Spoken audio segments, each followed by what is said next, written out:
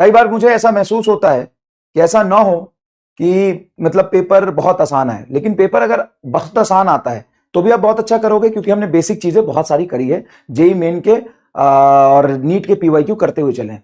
तो बहुत आसान चीजों की हमारी प्रैक्टिस पूरी है। अगर पेपर पुराने पैटर्न पे आता है तो भी तुम बहुत अच्छा करोगे।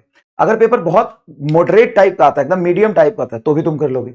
अगर टफ आता है तो भी तुम आसान पहले कर लोगे, और जो बहुत टफ होंगे उसको टाइम बचा के सेकंड सेक्शन में देखोगे। पहले बायोलॉजी कर लिया या केमिस्ट्री कर लिया, जैसे तुम करते हो, पहले फिजिक्स के आसान सवाल कर लिए, फिर तुम जाके क्या करोगे, थोड़े से टफ सवाल करोगे लास्ट में, ठीक है ना। पहले मत अटेम्प्ट करना, क्योंकि टफ सवाल में क्या होगा कि अगर पेपर बहुत मतलब मीडियम और हाई लेवल का आया, तो टफ सवाल में अगर तुम कहीं फंस गए और वहां पे 3-4 सवाल खराब हो गए, तो एक टफ सवाल करने के बाद भी 4 नंबर मिलेंगे, और बहुत आसान सवाल करने के बाद भी आपको 4 नंबर ही मिलेंगे। और बहुत आसान सवाल आपसे गलत हो सकते हैं। नीट 2025 में बच्चों के साथ यही हुआ। बहुत सारे डिजर्विंग बच्चे थे, पता है क्या हुआ, पता है क्या हुआ उनके साथ, वो ना मुश्किल सवाल में कहीं फंस गए, और जैसे ही मुश्किल सवाल में फंसे 3-4-5 मिनट लग गया, उसके बाद लास्ट में जब उनको आसान सवाल दिखा, उस समय पैनिक कर गए और चेंज इन मोमेंटम में प्लस माइनस करना गलती कर दी है। तो प्लस माइनस चीजें में जो गलती और मिस्टेक होती है ना, वो छोटे सवालों में कर देते हैं बच्चे। तो आपको कभी भी अभी आप वो दोगे, मॉक टेस्ट दोगे, तो एग्जाम के पैटर्न एंड फॉर्मेट को समझो। कभी भी टफ सवाल को पहले अटेम्प्ट मत करो।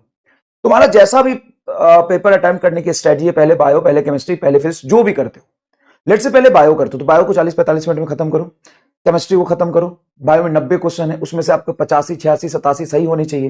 केमिस्ट्री खत्म करो। फिजिक्स में सबसे पहले आसान आसान सवाल निपटाओ, और बहुत जो टफ सवाल आ रहा है उसको सेकंड अटेम्प्ट के लिए रखो, ठीक है। अगर वो टफ सवाल को जो पढ़ने में तुम्हें पता चल जाए कैलकुलेशन चीजें लेंदी है, उसमें अगर तुमने पहले अपना टाइम खराब कर दिया, यकीन मानो अपने ईगो पे लेके, और तुमको लगा हमने तो बहुत जे एडवांस का सवाल किया है तो हम कर ले जाएंगे, तो कर ले जाओगे। वहां पे अपनी ईगो सेटिस्फाई करने के लिए थोड़ी ना बैठे हो, तुम वहां पे सेलेक्ट होने के लिए बैठो। सबसे पहले आसान सवाल चूज करके करो, और बाद में जब वो टफ सवाल पे आओ, तो जैसे 4 टफ सवाल है या 5 टफ सवाल है, उसमें से एक चूज करके कर लो। मतलब 4-5 में से कोई एक कर लो, 2 कर लो, 3 कर लो, या 5 कर लो। वो तो डिपेंड करता है ना कि उस समय टाइम कितना आपके पास बचा है, ठीक है,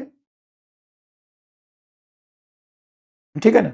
अब हम कैसे डिसाइड करेंगे कि क्वेश्चन इजी है टफ है। ये तो आप क्वेश्चन कर रहे हो, नीट के पीवाई क्यों करे, जेई मेन के पीवाई क्यों करे, एडवांस के पीवाई क्यों करे, हर तरह के क्वेश्चन का एक्सपोजर मैंने क्यों दिया है, हर तरह के क्वेश्चन का एक्सपोजर क्यों दिया, हर तरह के क्वेश्चन का एक्सपोजर इसलिए दिया है कि आपकी प्रैक्टिस इतनी अच्छी हो कि आप देख के पता कर पाए कि कौन सा टफ है कौन सा आसान है। अब वहां पे देख के जब पता कर पाओ, तो अपने ऊपर संयम रखना, कंट्रोल रखना, और समझना कि हम अपनी ईगो सेटिस्फाई करने नहीं आए, हम सेलेक्ट होने आए, ठीक है। हम अपने ईगो सेटिस्फाई करने नहीं आए, हम क्या करने हैं, सेलेक्ट होने आए।